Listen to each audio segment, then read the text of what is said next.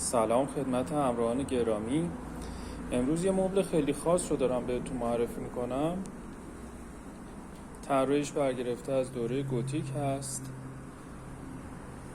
با یک تاج پرمنبت زیبا و خراطی های خیلی ظریف.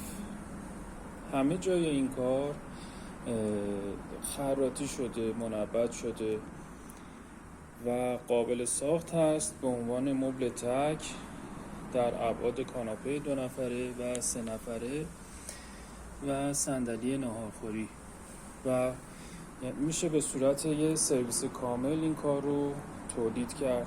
رنگ چوب و پارچم بسته به فضا و سلیقه شما قابل تغییر هست و عکس اصلی این کار در کتاب جودیت میلر با این مشخصات هست. در دوره 1840 تا 1900 طراحی و ساخته شده.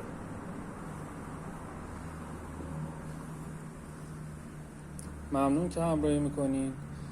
روز خوبی داشته باشین.